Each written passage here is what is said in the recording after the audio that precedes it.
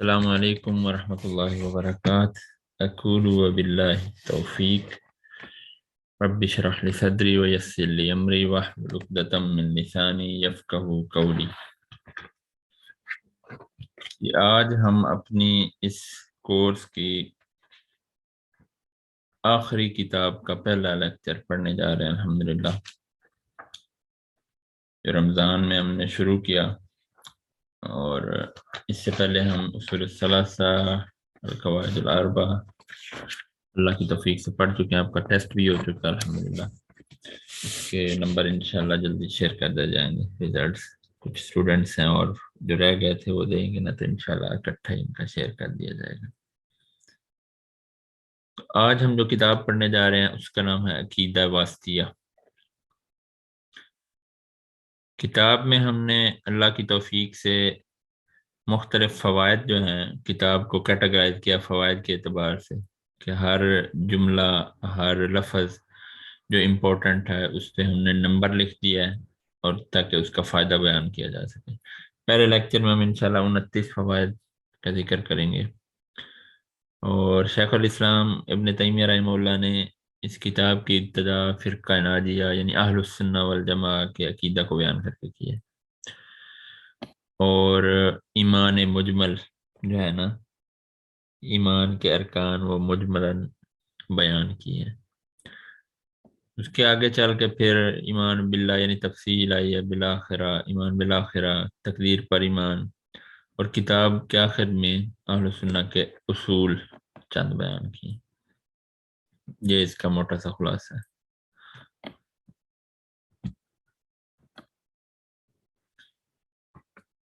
سب سے پہلے مصنف رحمہ اللہ کا تعارف۔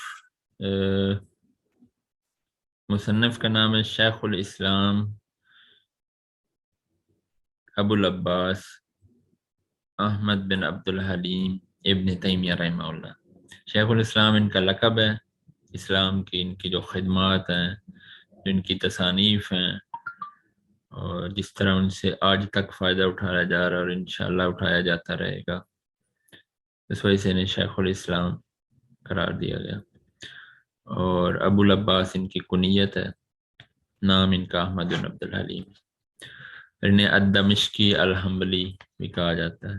دمشق میں ان کی رہائش تھی، شام کا جو شہر ہے، اور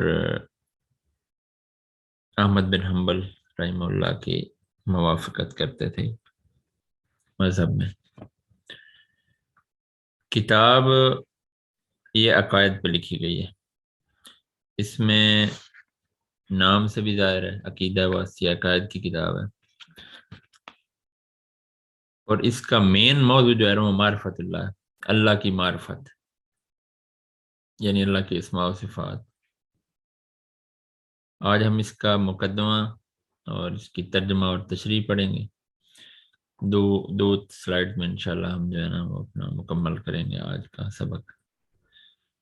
اور اس کی وجہ تسمیہ اس کتاب کی کہ اس کا نام ایسا کیوں پڑا عقیدہ واسطیہ، اس کی وجہ یہ ہے کہ یہ عراق کا ایک شہر ہے واسط۔ ہمارے کچھ کولیگز بھی ہیں وہاں سے، تبھی ہمیں تعارف ہوا تھا اس شہر کا۔ واسط وسط سے ہے یعنی درمیان سے، اس کا نام کی ٹرمینالوجی بھی اگر دیکھیں تو اس کی وجہ یہ ہے کہ یہ کوفہ اور بصرہ کے بالکل درمیان میں ہے، تقریباً 150 کلومیٹر کوفہ سے اور 150 کلومیٹر بصرہ سے، بالکل سینٹر میں یہ موجود ہے۔ حجاج بن یوسف اموی خلیفہ جو تھے انہوں نے اس کو آباد کیا، اس شہر کو۔ یہ وہی حجاج بن یوسف ہیں کہ جنہوں نے محمد بن قاسم رحمہ اللہ کو حکم دیا اور اس طرح سے سندھ میں ہند میں بر صغیر میں اسلام پہنچا۔ آپ کو پتہ ہی ہے مشہور واقعات جو ہیں۔ اور محمد بن قاسم جو ہے یہ حجاج بن یوسف کے داماد ہیں۔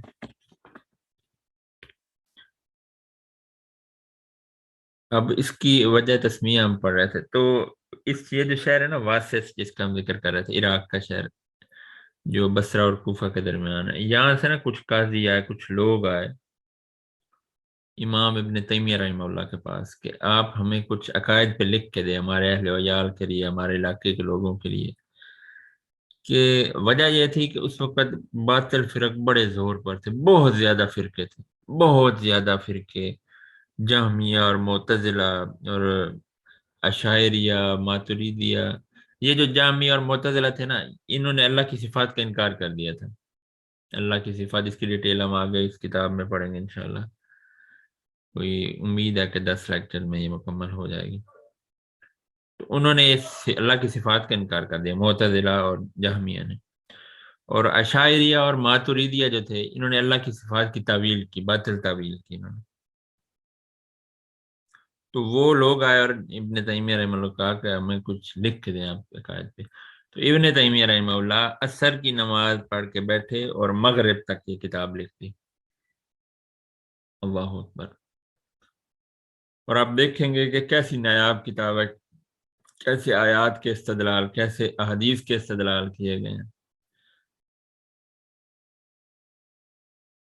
اور اللہ نے اپنے بندوں کے وقت میں، علماء کے وقت میں کیسے برکت ڈالی کہ ہمارے استاد محترم فرماتے ہیں کہ یہ کتاب مدارس میں پڑھانے میں 1 سال لگتا ہے، 1 سال میں یہ کتاب پڑھائی جا رہی ہے، جو ہم 10 لیکچر میں انشاءاللہ مکمل کریں گے، بالکل بریفلی شارٹ سائز کا جو ہے وہ شرح بیان کریں گے، ترجمہ کریں گے، لیکن یہ 1 سال میں پڑھائی جاتی ہے، جو مصنف رحمہ اللہ ابن تیمیہ رحمہ اللہ شیخ الاسلام نے عصر سے مغرب کتنا 1.5 2 گھنٹے 3 گھنٹے ہو جائیں گے اس دوران یہ پوری لکھی عقیدہ واسطیہ۔ اس وجہ سے اس کا نام عقیدہ واسطیہ پڑا کہ یہ واسط کے لوگ آئے اور انہوں نے عقائد پہ لکھوانا چاہا، ان سے انہوں نے لکھ کے دی یہ رسالہ۔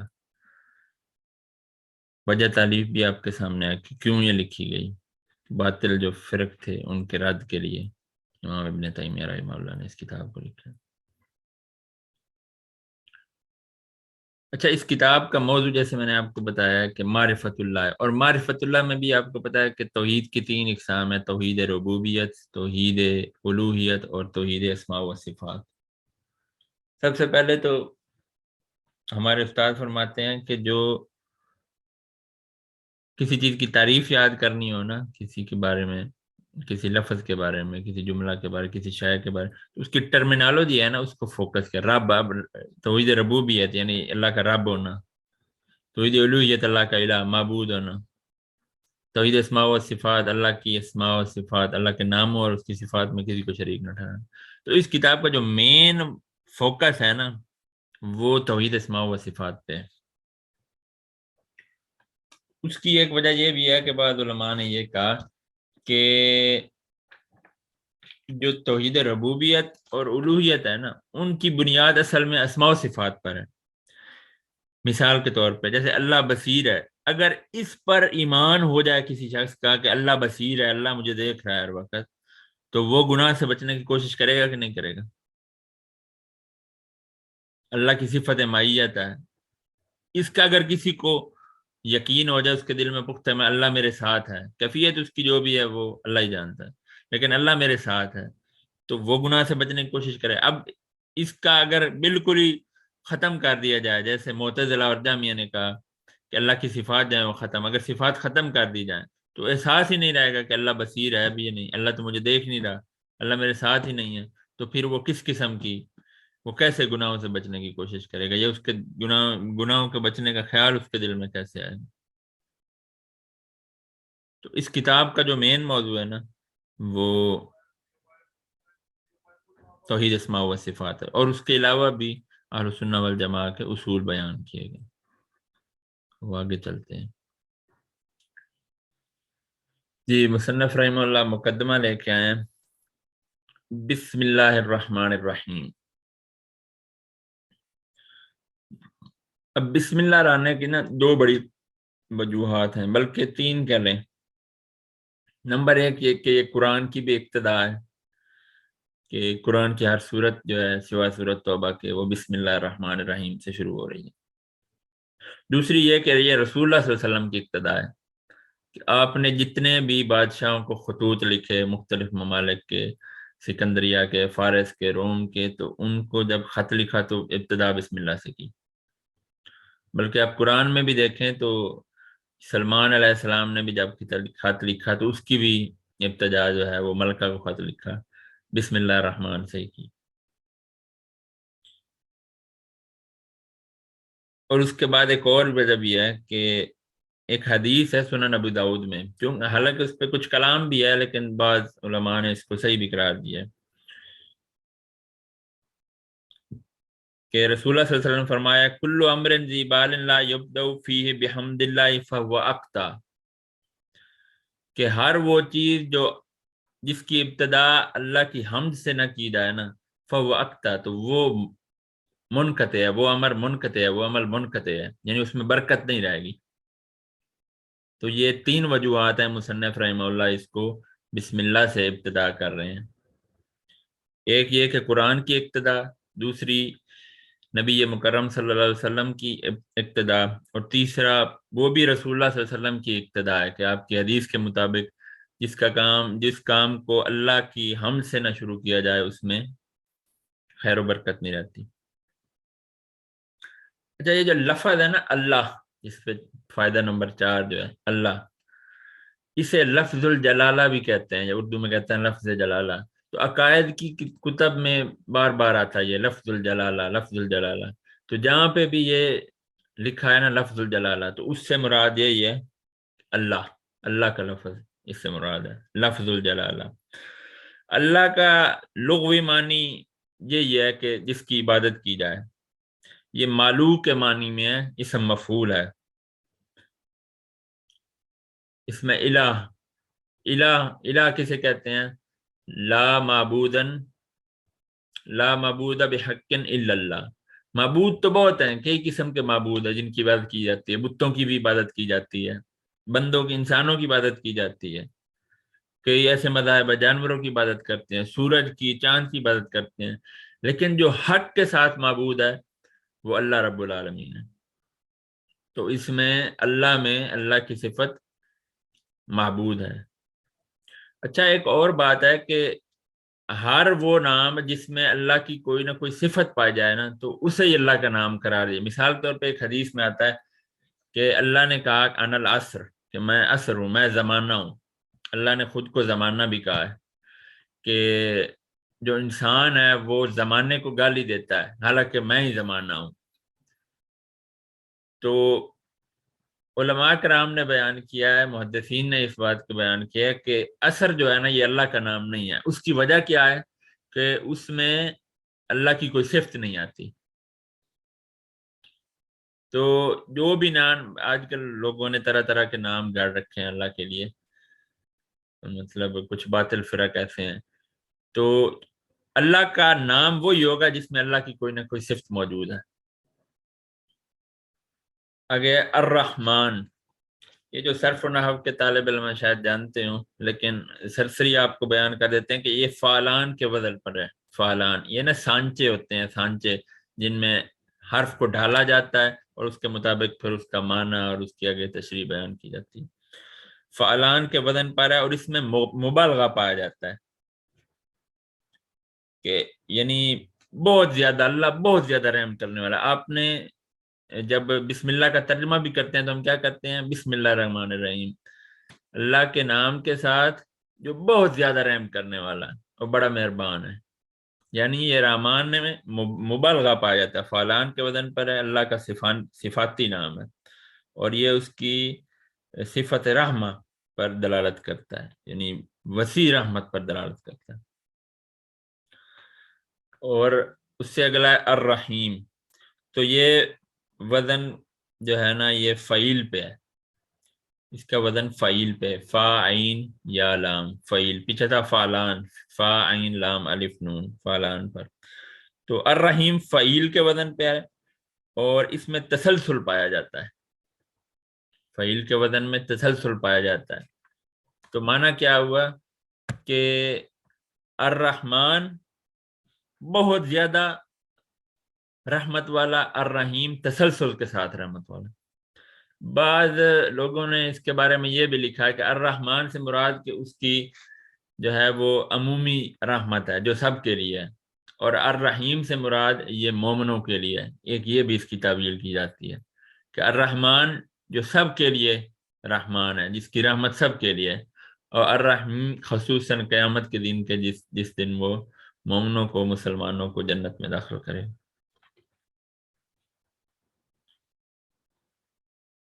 آگے ہے الحمدللہ الذی ارسل رسولہ بالہدا ودین الحق لیظہرہ علی الدین کلہ وکفی باللہ شہیدا۔ الحمد، اچھا یہ الحمد جو ہے نا، اس کے شروع میں الف لام جو ہے یہ استغراق کا اسے کہتے ہیں، استغراق، الف سین تا غین رے الف قاف نقطوں والا استغراق، اس میں بہت زیادہ عموم پایا جاتا ہے۔ آپ کو پتہ ہم اس کا ترجمہ کہتے ہیں الحمدللہ رب العالمین، تمام تعریف اللہ کے لیے، تو اس میں عموم پایا جاتا ہے۔ یہ جو ترجمہ کرتے ہیں ہم تمام تعریفیں، یہ ساری تعریفیں اللہ کے لیے، تو وہ یہ اس ال کی وجہ سے ہے، یہ استغراقی، الف لام استغراقی سے کہا جاتا ہے، تو اسی کے ترجمہ کیا جاتا ہے کہ تمام تعریفیں جو ہیں وہ اللہ کے لیے ہیں۔ اچھا حمد ہے کیا چیز؟ حمد کی مختلف تعریفات کی جاتی ہیں، ایک مختصر سی آپ کے سامنے بیان کرتے ہیں کہ اللہ کے انعامات اور احسانات کا ذکر کرنا اور اس کا شکر بجا لانا، یہ حمد کہلاتا ہے۔ اللہ کے احسانات اور انعامات کا ذکر کرنا اور اس کا شکر بجا لانا، یہ حمد کہلاتا ہے۔ جیسا کہ سورہ نحل کی بھی آیت ہے وَمَا بِكُم مِّن نِّعْمَةٍ فَمِنَ اللَّهِ، کہ کوئی بھی اگر نعمت ہے نا تو وہ اللہ کی طرف سے ہے، ساری کی ساری نعمتیں جو ہیں، سارے کے سارے انعامات جو ہیں وہ تمہاری طرف اللہ کی طرف سے ہیں۔ تو حمد میں یہی ہے کہ اللہ کے انعامات احسانات کا ذکر کرنا اور اس پر شکر بجا لانا۔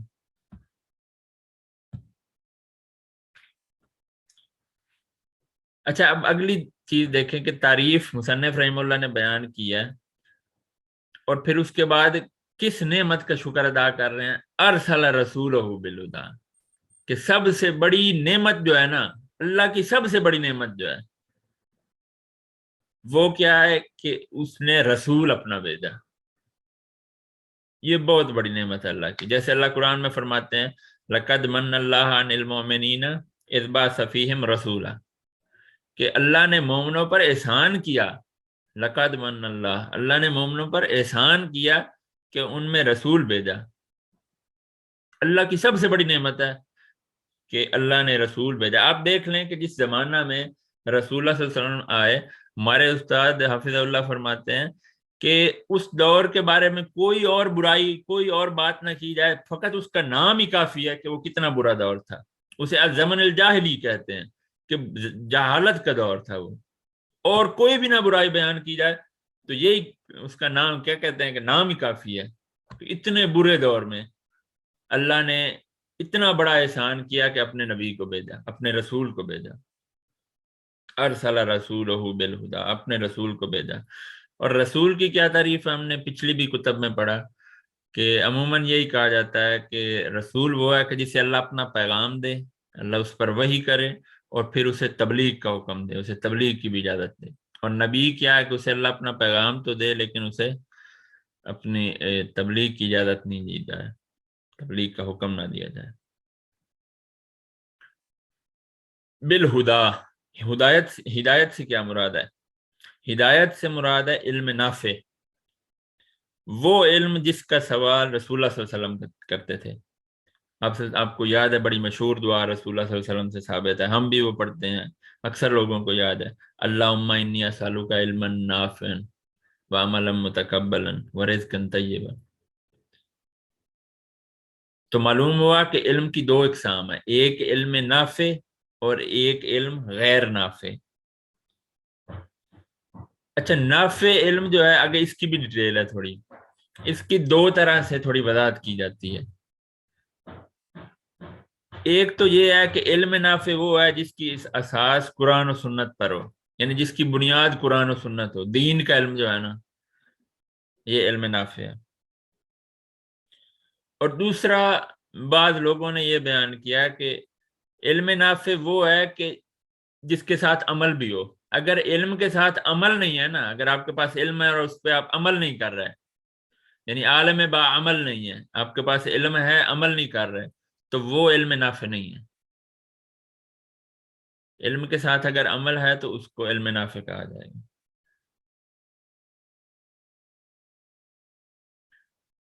ودین الحق کی دین، دین آپ کو پتہ ہم نے پچھلی کتب میں پڑھا، حدیث جبریل میں آیا ہے کہ جب جبریل نے آ کے علیہ السلام رسول اللہ صلی اللہ علیہ وسلم سے پوچھا کہ دین کے بارے میں، دین کیا ہے، اور ایک وہ بڑی مشہور حدیث بھی ہے بنی الاسلام علی خمس، کہ دین کی جو بنیاد ہے وہ 5 چیزوں پہ کھڑی ہے، کہ اس میں پہلی چیز کیا ہے؟ شہادتین ہے کہ اللہ کے علاوہ کوئی معبود نہیں اور محمد صلی اللہ علیہ وسلم اس کے بندے اور رسول ہیں، اور پھر اس کے اگلی چیز کیا ہے کہ نماز کا قائم کرنا، پھر زکوٰۃ ادا کرنا، پھر جو ہے وہ رمضان کے روزے رکھنا، اور 5ویں کہ اللہ کے گھر کا حج کرنا اگر استطاعت ہو۔ دین الحق لیظہرہ، لیظہرہ کے معنی ہے کہ وہ غالب کر دے، کہ وہ اس کو غالب کر دے، کس کو؟ دین کو غالب کر دے، علی الدین کلی، تمام ادیان پر۔ اچھا، اب دین کا جو غالب ہونا ہے یہ 2 طرح سے ہے، ایک ہے بالحجت والبیان، کہ حجت اور بیان کے ساتھ، تبلیغ کے ساتھ، اس کو کنونس کر کے، اور دوسرا یہ ہے کہ بالجہاد، جہاد کے ساتھ۔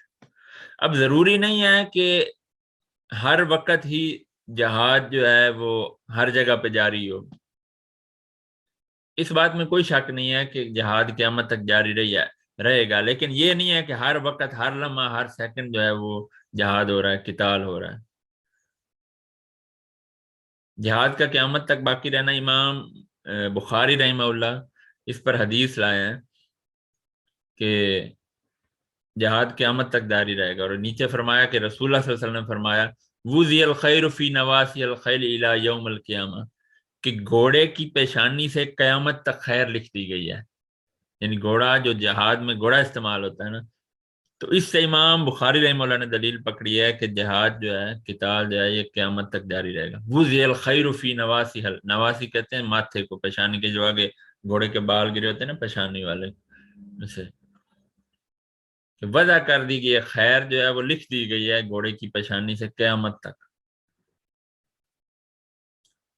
لیظہرہ علی الدین کلہ۔ اچھا، کلی میں جو ہے نا، اب ایک اعتراض یہ ہوتا ہے کہ جو دین ہے، ٹھیک ہے کہ وہ نصرانیت ہے، وہ یہودیت ہے، وہ ہندوسیت ہے، مختلف قسم کے ادیان جو ہیں وہ موجود ہیں، لیکن ان کا کیا ہے کہ جو جن کا دین ہے ہی کوئی نہیں ہے، جو ایتھیسٹ ہیں، جو اللہ پر یقین ہی نہیں کرتے ہیں، ایگنوسٹکس ہیں، تو اس کا جواب یہ ہے کہ دین ان پر تو غالب آئے گا ہی آئے گا کہ جو باطل ادیان ہیں، اور ان پر بدرجہ اولا غالب آئے گا کہ جو ان ادیان میں سے نہیں ہے۔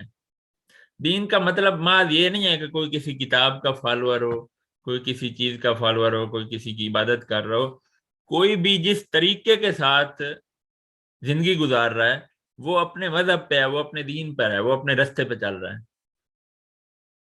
ایک طرح سے وہ اللہ کی نفی کر رہا ہے، رسول اللہ صلی اللہ علیہ وسلم کی نفی کر رہا ہے، کتابوں کی، ملائکہ کی، ہر چیز کی نفی کر رہا ہے، تو وہ اس کا بھی ایک دین ہی ہے نا، کہ وہ دین باطل عقائد پہ کھڑا ہے۔ وہ باطل عقائد کیا ہے کہ وہ باقی دین حنیف کی، دین حق کی وہ نفی کر رہا ہے، تو یہ اس کا دین ہے، وہ بھی خالی تو نہیں ہے نا۔ وَكَفَى بِاللَّهِ شَهِيدًا،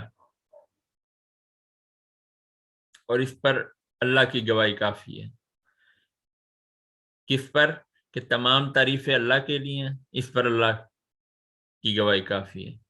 اس نے اپنے رسول کو بھیجا، اس پر بھی اللہ خود گواہ ہے، اس دین کو سارے ادیان پر غالب کر دے گا۔ یہ قرآن کی آیات سے سارے دلائل لیے گئے، غالباً سورہ فتح کی آیات ہے، لیظہرہ علی الدین کلہ۔ ایک آیت میں آتا ہے وَلَوْ كَرِهَ الْكَافِرُونَ، چاہے کافروں کو جتنا ہی یہ ناگوار گزرے، وَكَفَى بِاللَّهِ شَهِيدًا۔ ایک اس کا لانے کا یہ بھی مقصد ہے کہ رسول اللہ صلی اللہ علیہ وسلم کے دور میں مسلمانوں پر بہت غربت تھی، بہت زیادہ غربت تھی۔ جب غزوہ خندق ہونے لگا تو ایک بہت بڑی چٹان آ گئی جو ٹوٹنے نہ لگی، رسول اللہ صلی اللہ علیہ وسلم کو بلایا گیا، آپ نے وہ کدال اٹھائی اور ماری اس کے اوپر، پہلی کدال ماری تو کہا روم کے محلات فتح ہو جائیں گے، وہ چنگاری نکلی نا کدال سے، تو کہا روم کے محلات، پھر دوسری بار کہا فارس کے محلات، اسی طرح آپ نے 3 مرتبہ گنوایا۔ تو لوگ مذاق ٹھٹھا کرتے تھے، مذاق اڑاتے تھے کہ ان کی حالت دیکھو، انہیں کھانے کو کچھ نہیں مل رہا، بلکہ سیدنا ابوبکر صدیق کے بارے میں غالباً قول ہے یا کسی اور صحابی کا ہے کہ ایک وقت یہ بھی تھا کہ ہم پتے کاٹتے تھے اور چمڑا ڈبو ڈبو کے چوستے تھے اور ہمیں پکانے کی جگہ مینگنے آتے تھیں، خشک مینگنیاں نکلتی تھیں ہماری۔ اللہ اکبر۔ تو اس پر اللہ کہہ رہا ہے کہ ظاہری حالات جو بھی ہیں، جو بھی معاملات ہیں، لیکن اس پر اللہ اکیلا کافی گواہ ہے، کوئی مانے یا مانے کہ یہ دین غالب آ کر رہے گا۔ وَأَشْهَدُ أَن لَا إِلَٰهَ إِلَّا اللَّهُ وَحْدَهُ لَا شَرِيكَ لَهُ۔ اب یہ آگے شہادتین کا ذکر آ رہا ہے، دو شہادتیں، شہادتین کہتے ہیں دو شہادتوں کو، دو گواہیاں۔ وَأَشْهَدُ، شہادت کا نا اس میں دو معنی پوشیدہ ہیں۔ ایک یہ ہے کہ اقرار باللسان، زبان سے تصدیق کرنا، زبان سے اقرار کرنا، وہ تصدیق بالقلب، اور دل سے بھی اس کی تصدیق کرنا۔ اگر کوئی کہتا ہے اشہد واللہ الہ، تو وہ دل سے بھی مانے اور ظاہری طور پر بھی اقرار کرے۔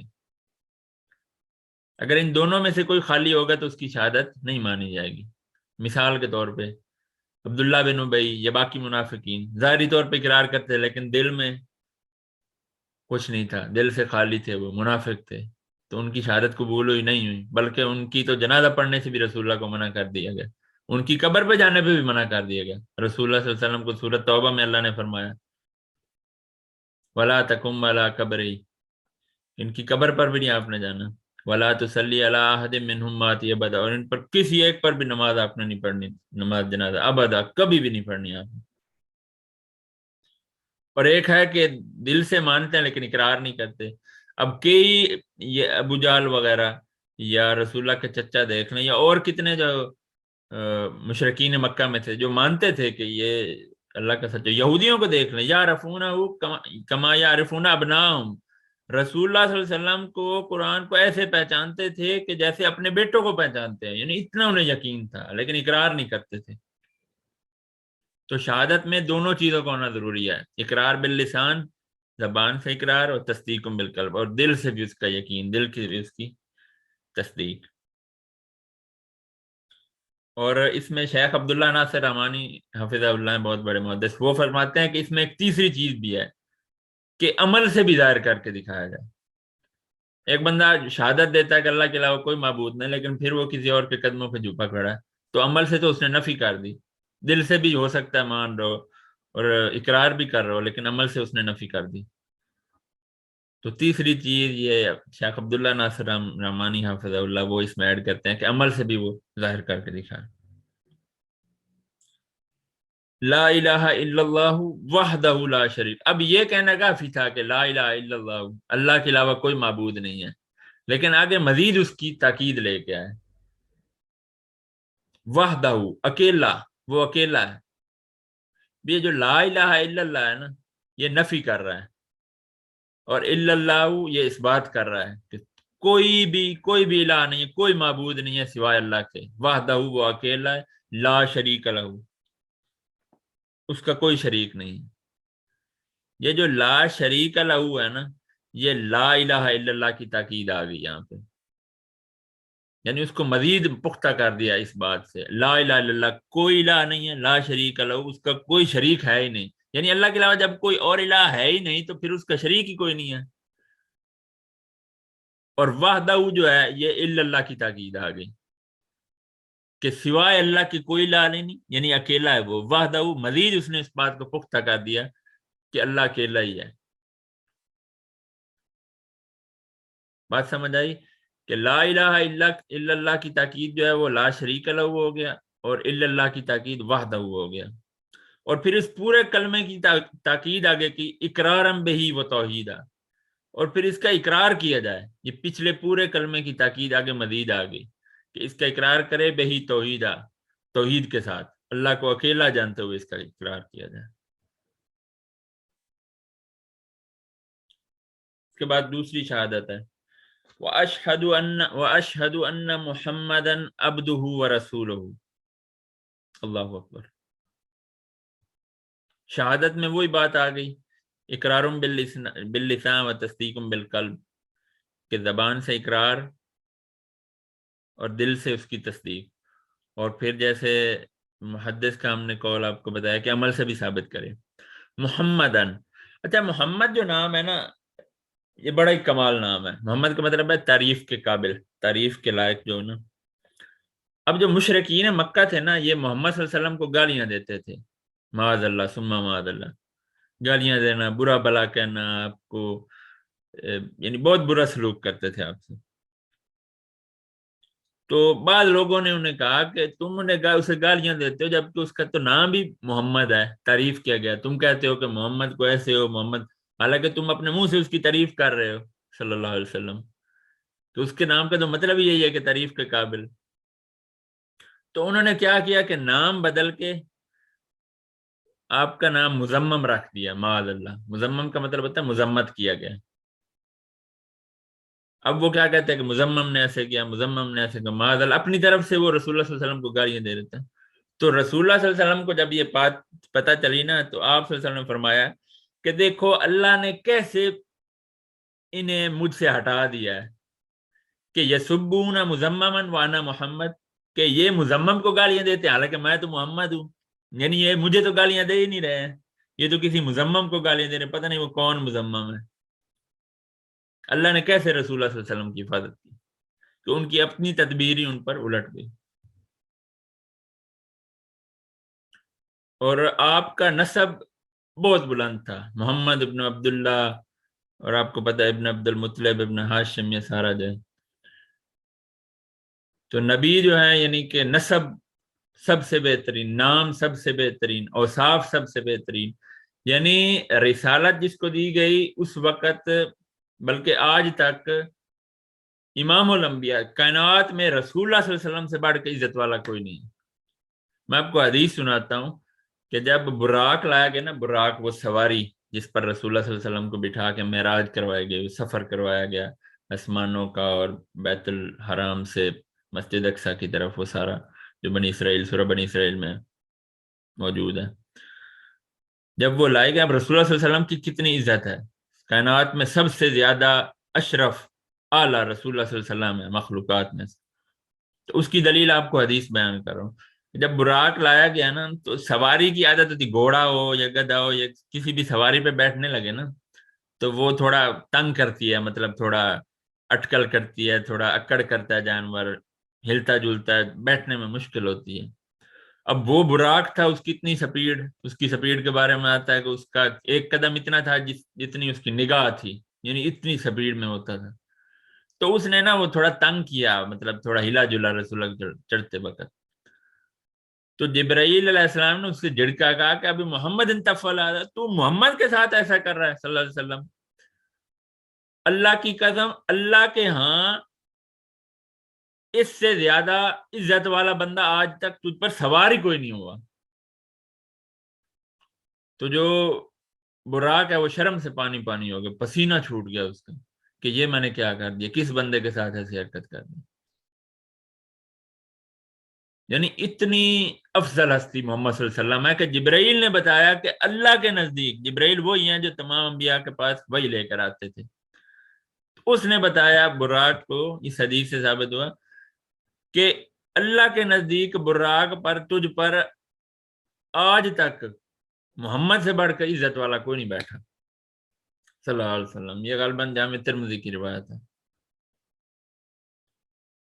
عبدہ و رسولہ، عبد جو ہے ایک ہے عبودیت عامہ اور ایک ہے عبودیت خاصہ. عبودیت عامہ کیا ہے کہ ہم سب سارے جو ہے نا وہ اللہ کے بندے ہیں، ہم سارے اللہ کے بندے ہیں، چاہے کوئی کافر ہے، کوئی مشرک ہے، کوئی بھی ہے تو اللہ کے بندے نا. اللہ نے ہمیں پیدا کیا اور پیدا بھی اپنی عبادت کے لیے کیا، اب کوئی نہ کرے تو یہ الگ بات ہے. دوسری ہے عبودیت خاصہ. عبودیت خاصہ کیا ہے کہ اللہ خود بندے کی نسبت اپنی طرف کرے، جس طرح کہ سورہ اسراء میں سبحان الذی اسریٰ بعبدہ لیلا من المسجد الحرام الی المسجد الاقصی، جو اسراء کے جب آپ کو سیر کرائے گی، جب آپ کو معراج کروائے گی، تو معراج کتنی بڑی خصوصیت ہے، رسول اللہ صلی اللہ علیہ وسلم کا کتنا بڑا شرف ہے کہ آپ کو ساتوں آسمانوں کی سیر کروائے گی، مسجد اقصی میں لے جا کر آپ کو تمام انبیاء کو پیچھے کھڑا کرا کے آپ کو امامت کروائے گی. کتنی بڑی آپ کی عظمت ہے. تو اس کے لیے اللہ نے عبد کا لفظ استعمال کیا، وَرَسُولُهُ، اور اس کا رسول۔ اچھا، عبد اور رسول ان دونوں الفاظ میں نا دو فرقوں کا رد ہے۔ عبد میں اس فرقے کا رد ہے، آپ کو بھی پتا ہے ہمارے بر صغیر میں بہت زیادہ پایا جاتا ہے، کہ جو رسول اللہ کو اتنا بڑھاتے ہیں، اتنا بڑھاتے ہیں، ان کی شان سے اتنا غلو کر دیتے ہیں کہ معاذ اللہ ثم معاذ اللہ، اللہ اور رسول اللہ کے درمیان فرق کرنا محال ہو جاتا ہے، بڑا مشکل ہو جاتا ہے۔ ان کی مطلب مقام و مرتبہ اتنا بڑھا دیتے ہیں کہ خالق اور مخلوق کا فرق دیکھنا جو ہے بڑا مشکل ہو جاتا ہے۔ عبد کا جو لفظ ہے نا، یہ عربوں میں قرآن نازل ہوا، عبد کا لفظ غلام کے لیے استعمال کیا جاتا تھا۔ اب غلام نے آقا کی بات ماننی ہوتی تھی، چاہتے ہوئے نہ چاہتے ہوئے، جو وہ حکم کرے اس نے اس کو ماننا ہے، اور اس کی کفالت جو ہے وہ آقا کے ذمہ ہوتی تھی۔ تو وہی لفظ جو ہے محمد عبدہ، کہ محمد اللہ کے بندے ہیں۔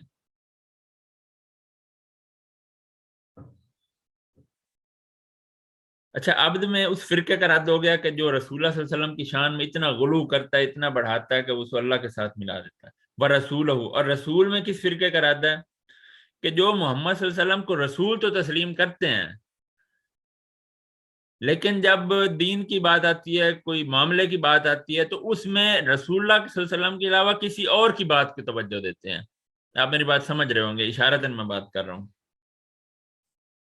کہ کوئی مسئلہ آیا نا، اس میں رسول اللہ صلی اللہ علیہ وسلم کے علاوہ کسی اور کے، مثال کے طور پہ رسول اللہ صلی اللہ علیہ وسلم کی حدیث موجود ہے کہ، اور قرآن سے بھی ثابت ہے کہ بچے کی مدت رضاعت 2 سال ہے پورے پورے، حولین کاملین، 2 سال پورے پورے۔ اب بعد ایسے فرق ہیں، وہ کہتے ہیں نہیں نہیں نہیں، ہمارے تو فلاں فلاں نے کہا کہ وہ 2.5 سال ہوگی۔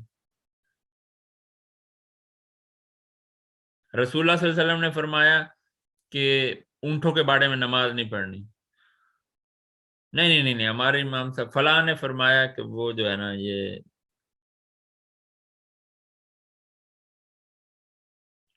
پڑھی جا سکتی، اس میں کوئی حرج نہیں۔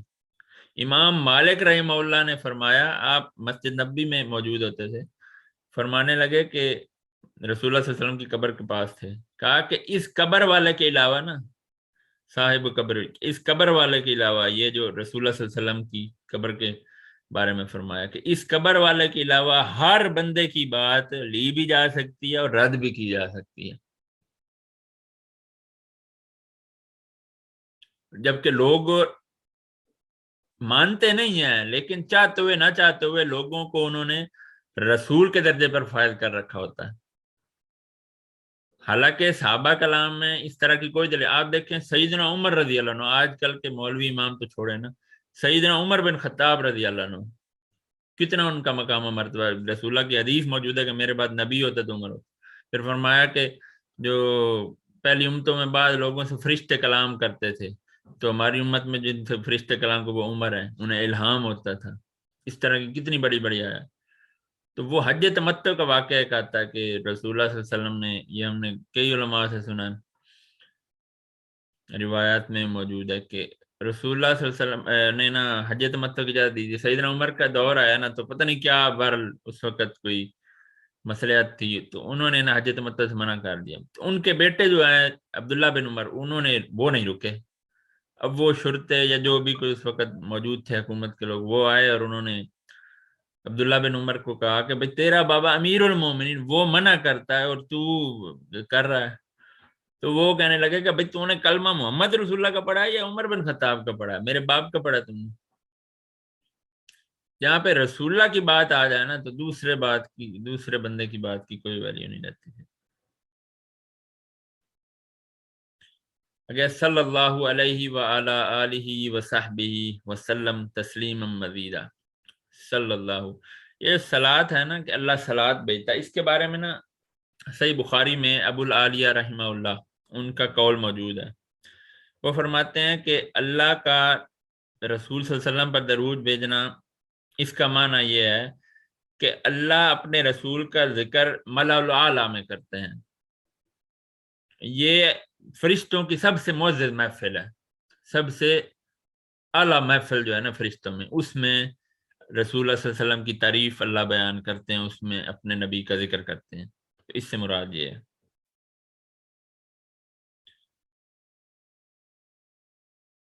وَعَلَى علیہ وَعَلَى آلہ، آل کے نا دو معنی، ایک تو یہ ہے کہ رسول اللہ صلی اللہ علیہ وسلم کا خاندان، آپ کی بیویاں، آپ کے بچے جو اہل بیت میں جو آتے ہیں، ایک تو اس سے مراد یہ ہے۔ دوسرا آل سے مراد جو بھی رسول اللہ صلی اللہ علیہ وسلم کی اتباع کرتا ہے، جو بھی آپ کی اطاعت کرتا ہے، جو بھی آپ کو فالو کرتا ہے، وہ بھی آپ کی آل میں ہے۔ اس کی دلیل اس کی ہے سورہ غافر کی آیت کہ اللہ نے فرمایا ادخلوا آل فرعون اشد العذاب، کہ آل فرعون کو شدید عذاب میں جو ہے نا وہ داخل کیا جائے گا۔ تو یہاں سے آل فرعون سے مراد کو فرعون کی اولاد یا اس کے گھر والے تو نہیں ہے نا، اس سے مراد وہ تمام تھے جو فرعون کا لشکر تھا، جو اس کی اتباع کرتے تھے، اس کی مانتے تھے، اسے فالو کرتے تھے، اسے رب جانتے تھے، جس طرح وہ کہتا تھا نا ربکم الاعلی، اس کی بات مانتے تھے، اطاعت کرتے تھے، اتباع کرتے تھے۔ تو آل کے دو معنی ہیں، ایک تو خصوصی معنی جس میں رسول اللہ صلی اللہ علیہ وسلم کے آل بیت جو ہے، رسول اللہ کی آل جو ہے نسبی طور پہ، دوسرا یہ ہے کہ جو بھی آپ کی اتباع کرتا ہے نا وہ آپ کی آل میں ہے۔ وصحبہ، اور جنہوں نے آپ کی صحبت اختیار کی، وہ سارے یعنی ان پر تمام پر سلام اور سلامتی ہو، درود ہو۔ اس کا مصنف رحمہ اللہ اس وجہ سے بھی لے کے آئے ہیں کہ جیسے قرآن کی آیت ہے ان اللہ و ملائکۃ یصلون علی النبی یا ایھا الذین آمنوا صلوا علیہ وسلموا تسلیما، تو وہی لے کے آئے ہیں تسلیما مزیدا۔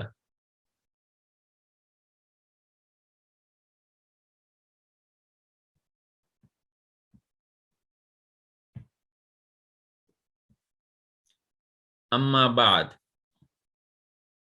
یہ اما بعد کا جو لفظ ہے نا، یہ دو طرح کے جب اسلوب بیان ہو رہے ہو نا، یا عام زبان میں بلکہ یوں بھی کہا جا سکتا ہے شاید کہ جب دو ٹاپک بیان ہو رہے ہو نا تو اس کے درمیان وقفہ لانے کے لیے، یعنی ایک بات ہو گئی ہے چلیں جی اما بعد، اب دوسری بات شروع کریں گے، کہ جیسے خطبہ مسنونہ میں آتا ہے، یہ رسول اللہ صلی اللہ علیہ وسلم بھی استعمال کرے، اس وجہ سے بعض علماء کہتے ہیں کہ یہ مستحب ہے، اگر یہ استعمال کریں گے تو اس کو انشاءاللہ اجر بھی ملے گا۔ جب دو باتیں ہو رہی، پہلی بات ختم، اس کے بعد الحمدللہ نحمدہ ونستعینہ ونستغفرہ، خطبہ پڑھ کے پھر اما بعد، اس سے پھر اگلی بات شروع کی، اما بعد یعنی اب اس کے بعد اگلی کیا بات ہے۔ بڑی توجہ طلب یہ سلائیڈ ہے، اپنا بڑے غور سے سننا۔ فہذا اعتقاد الفرقۃ الناجیۃ المنصورہ، تو یہ اعتقاد ہے، اعتقاد کا مطلب عقیدہ ہے، الفرقہ فرقے کا، کون سا فرقہ، الناجیہ المنصورہ، کامیاب ہونے والا، مدد کیے جانے والا۔ اعتقاد عقیدہ سے ہے، عقیدہ جو ہے نا یہ عقدہ سے ماخذ ہے، عقدہ کا معنی ہوتا ہے گرا، مضبوطی، کیونکہ اس میں رسوخ پختگی پائی جاتی ہے، اس وجہ سے اسے عقیدہ کہا جاتا ہے، یعنی جو زبان اور دل دونوں سے پختہ ہو، پختگی کی وجہ سے اسے عقیدہ اعتقاد کہا جاتا ہے۔ اگلا جو ہے نا الفرقۃ الناجیہ المنصورہ، اس کے بارے میں نا ہم حدیث پڑھتے ہیں، اسے حدیث الفرق بھی کہا جاتا ہے، کہ رسول اللہ صلی اللہ علیہ وسلم نے فرمایا، بڑی مشہور اور لمبی حدیث ہے، آپ کو پتا ہے کئی کتب میں حدیث کی، کہ ستفترق امتی، یا فرمایا ستفترق تلک الامہ علی ثلاثۃ وسبعین فرقہ، کہ ان قریب یہ امت جو ہے نا 73 فرقوں میں تقسیم ہو جائے گی، کلھا فی النار، سارے کے سارے جہنم میں جائیں گے، الا واحدہ، سوائے ایک کے۔ تو مصنف رحمہ اللہ نے وہاں سے یہ اخذ کیا فرقۃ الناجیہ، نجات پانے والا، کامیاب ہونے والا فرقہ۔ فرقہ واریت اسلام میں جائز نہیں ہے، لیکن اگر اس ضمن میں اس حدیث کے تحت استعمال کیا جائے فرقہ ناجیہ تو اس میں انشاءاللہ کوئی حرج نہیں ہے۔ بعض جو ہے سطحی طور پہ بس لوگ وہ دیکھتے ہیں اور فتویٰ لگانا شروع کر دیتے ہیں، تو اگر رسول اللہ صلی اللہ علیہ وسلم کی اس حدیث کے تحت دیکھا جائے، فرقہ ناجیہ کہا جائے، تو اس میں کوئی حرج نہیں ہے فرقہ کا لفظ اگر استعمال کر دیا جائے. تو یہ مصنف رحمہ اللہ نے وہاں سے اخذ کیا ہے، حدیث الفرق اسے کہا جاتا ہے.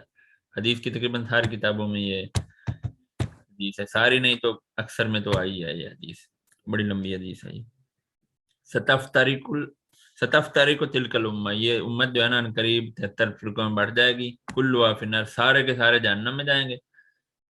الا واحد، سوائے ایک کے جو ہے نا وہ کامیاب ہوگا. تو اس کا مطلب ہے فرقۃ الناجیہ کا لفظ اس لیے استعمال کیا. اور پھر المنصورہ، جس کی مدد کی جائے گی. یہ بھی مصنف رحمہ اللہ نے ایک حدیث سے اخذ کیا ہے. حدیث کون سی ہے؟ رسول اللہ صلی اللہ علیہ وسلم نے فرمایا لا تزال طائفۃ من امتی علی الحق المنصورہ، کہ قیامت تک جو ہے نا الی قیام الساعہ، قیامت تک میری امت میں ایک گروہ جو ہے نا اس کی حق پر مدد کی جاتی رہے گی. منصورہ یہ اسم مفعول کے معنی میں ہے، جس کی مدد کی جائے. منصورہ تا جو ہے یہ مؤنث کی وجہ سے، کیونکہ فرقہ جو ہے اس کے آخر پہ بھی گولتا ہے. عربی کا ایک اصول ہے جس کے آخر پہ گولتا ہو وہ مؤنث ہوتا ہے.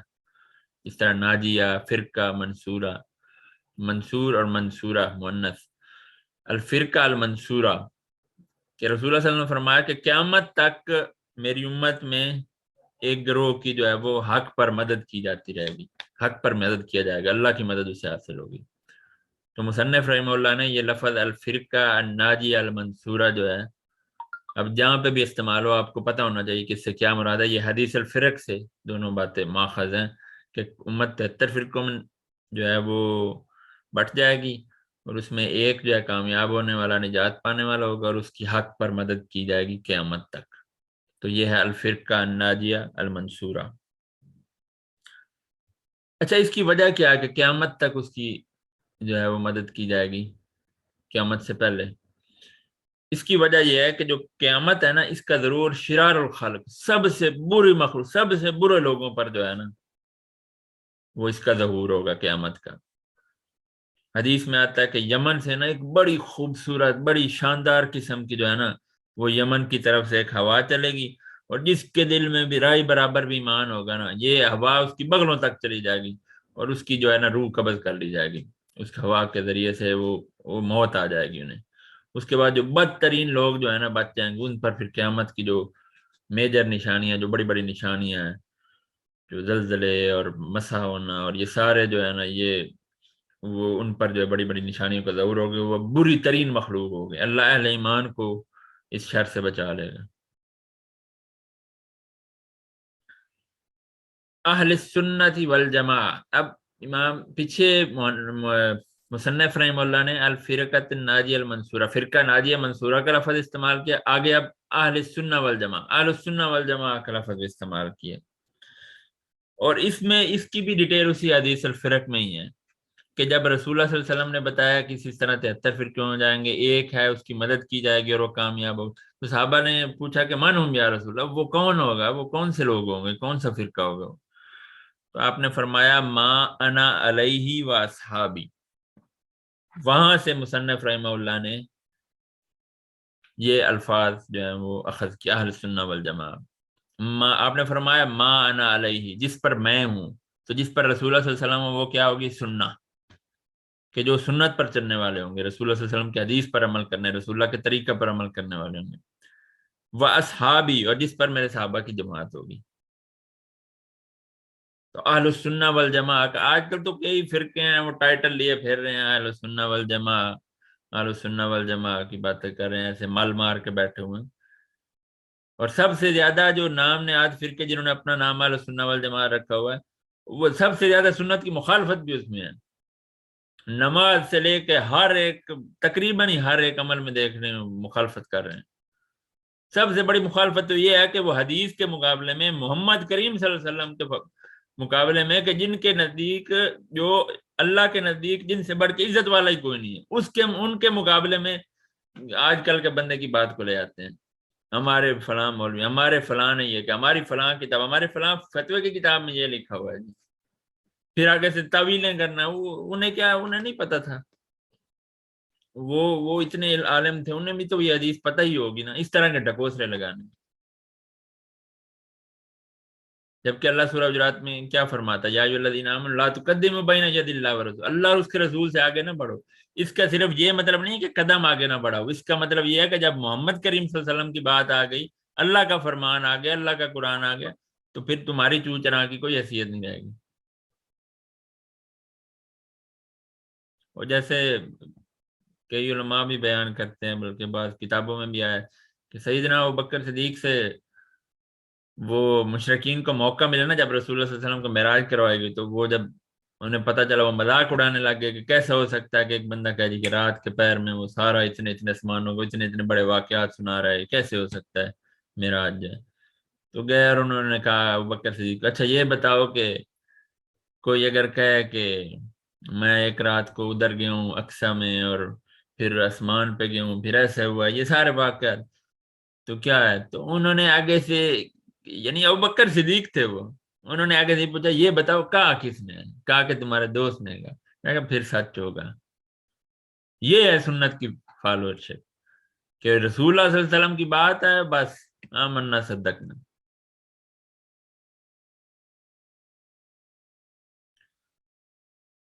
وَهُوَ الْإِيمَانُ بِاللَّهِ، آگے یہ ایمان مجمل جسے ہم کہتے ہیں، وَهُوَ الْإِيمَانُ بِاللَّهِ وَمَلَائِكَتِهِ وَكُتُبِهِ وَرُسُلِهِ وَالْبَعْثِ بَعْدَ الْمَوْتِ وَالْإِيمَانِ بِالْقَدْرِ خَيْرِهِ وَشَرِّهِ. اور وہ اہل سنت کا والجماع فرقہ ناجیہ منصورہ کا ایمان کیا ہے؟ وہ ہے ایمان باللہ، اور فرشتوں پر ایمان، اور اس کی کتابوں پر ایمان، اور رسولوں پر ایمان، اور موت کے بعد پھر اٹھائے جانے پر ایمان، اور اچھی اور بری تقدیر پر ایمان. وَهُوَ الْإِيمَانُ، ایمان کا جو لفظی معنی جو ہے نا، وہ تصدیق کرنا ہے. لغوی معنی جو ہے اس کا معنی ہے تصدیق کرنا. جیسے کہ آپ کو پتہ ہے سورہ یوسف میں یعقوب علیہ السلام کے بیٹوں نے ان سے کہا کہ جو ہے وَمَا أَنْتَ بِمُؤْمِنٍ لَنَا، کہ آپ ہماری تصدیق کرنے والے نہیں ہیں. تو وہاں پہ بِمُؤْمِنٍ، ایمان کا معنی جو ہے وہ تصدیق کے معنی میں ہے، لغوی طور پہ اس کا معنی تصدیق ہے. اور اصطلاحی طور پہ کیا ہے، یہ ہم نے پچھلی کتاب میں بھی پڑھا ہے، اور اس کو آپ نے ضرور بالضرور حفظ کرنا ہے کہ ایمان کیا ہے. 3 چیزوں کا نام ہے: قول باللسان یا اقرار باللسان، کہ زبان کے ساتھ اس کا اقرار کرنا، اعتقاد بالقلب یا تصدیق بالقلب کہہ لیں، کہ دل کے ساتھ اس کا یقین رکھنا، دل سے ماننا اس بات کو، وعمل بالجوارح، اور جسمانی اعضاء کے ساتھ، جسم کے ساتھ عمل کر کے دکھانا. یہ تینوں چیزیں جو ہے نا، اس میں سے ایک بھی خالی ہونا تو اسے ایمان نہیں کہا جا سکتا. کئی فرق ہیں جو ہیں اس میں سے نفی کرتے ہیں کئی چیزوں کی. ایک بھی اگر ختم ہو، اگر دل کی تصدیق ختم ہو گئی تو وہ منافقت کی نشانی ہوگی. منافق جو تھے دل سے نہیں مانتے تھے، باقی تو عمل بھی کر کے دکھاتے تھے، اقرار بھی کرتے تھے. اگر اقرار نہیں ہے تو وہ مشرکین مکہ وہ اقرار نہیں کرتے تھے لیکن دل سے مانتے تھے. اگر عمل نہیں ہے تو آپ اقرار بھی کر رہے ہیں، سارا کچھ کر رہے ہیں، لیکن آپ توکل پہ بیٹھے ہیں، عمل سے خالی ہیں، اس ایمان کا کیا فائدہ؟ تو ایمان جو ہے وہ 3 چیزوں کا نام ہے: زبان سے اقرار کرنا، دل سے اس کی تصدیق کرنی، اور تیسرا جسم کے عمل جوارح اعضاء، جسمانی اعضاء کے ساتھ، یعنی پریکٹیکلی عمل کر کے دکھانا. یہ تینوں جو ہے نا یہ ایمان میں آتے ہیں. اور پیچھے شہادتین میں بھی ہم نے اس کا ذکر پڑھا ہے. باقی جو ہے نا یہ ایمان مجمل اجمالی ایمان جو ہے، یہ اس کی ڈیٹیل جو ہے آگے انشاءاللہ آئے گی ہر ایک کی، کہ ملائکہ پر ایمان سے کیا مراد ہے، کتابوں پر، رسولوں پر، زندہ کیے جانے پر، پھر اچھی بری تقدیر پر. اس کی انشاءاللہ ڈیٹیل آگے ہم لیکچر میں پڑھیں گے. اور پھر اس کے بعد مفصل بھی کہ تفسیر اس کی کیا ہے، اس ایمان کی، وہ بھی سارا آگے آئے گا.